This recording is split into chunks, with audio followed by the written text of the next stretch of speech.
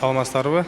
Биз бул долбоорду 1 жыл алдын ушу ойлоп, анан коомдо болуп аткан мугалим менен окуучунун ортосундагы азыр чыгып атпайбы интернеткечи кээ бир терс жанагындай көрүнүштөрчү. Ушуларды жакшы жакка салуу, жакшы жолго салуу, анан өлкө боюнча жакшы мындай интеллектуал окуучуларды топтоп, билимдүү окуучуларды топтоп, алардан билим деңгээлин дагы өстүрүп, аларды кызыктырып, ошол жаш интеллектте фонд ачканбыз. Бул фондду ошол Кудай буйрса өлкө боюнча 7 дубанда болот бул оюн.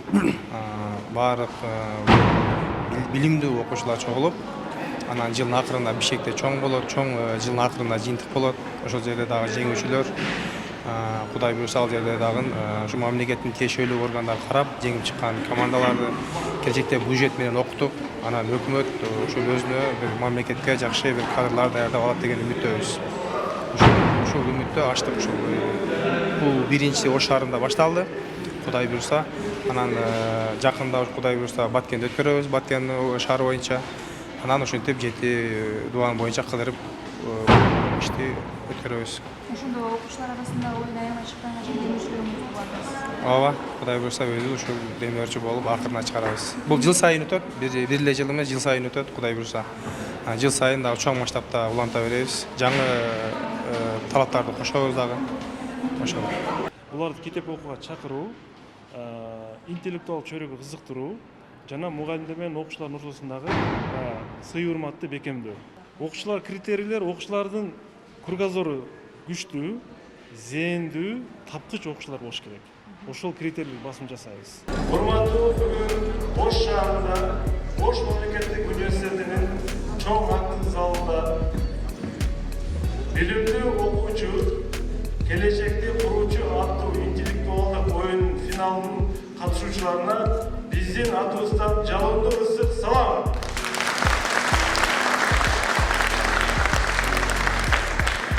Урматтуу жаш достор, урматтуу окуучулар, урматтуу эжекелер, агайлар, бүгүн Ош шаарында чоң байрам. Анткени Ош шаарында дээрлик бардык мектептерден финалдык туруна чыккан командалар, эң мыктылар, эң күчтүүлөр ушул жерде отурат. Баарыңыздарды мектеп тандоо турунда жеңишке жетишиңиздер менен жана финалга катышууга укук алышыңыздар менен чын жүрөгүмдөн, өзүмдүн атымдан жана уюштуруучулардын атынан куттуктап коюуга уруксат этиңиз.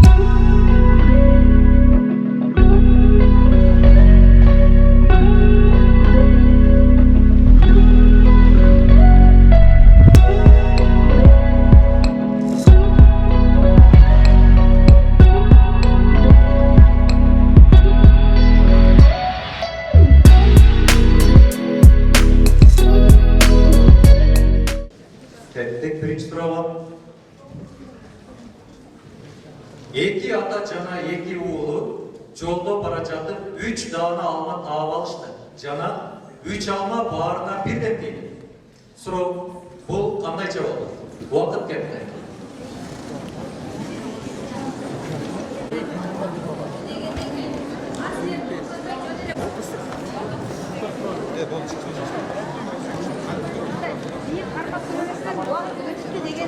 Он секунд убакыт калды.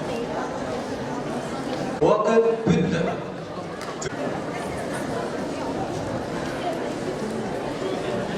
Балыңыздар болмаса жооп тура алмай калат. Биринчи суроонун жообу.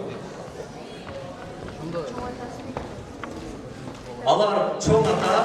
Суроонун жообун тапты. Андай болсо 20 миңдин жарымын ээледиңиздер. Экинчи суроо. Дөкчүлөрдүн айтуусу боюнча ал нерсенин жакшы көңүлдөгүдөй чыгуусу үчүн аял кишилер орточо 6 жолу.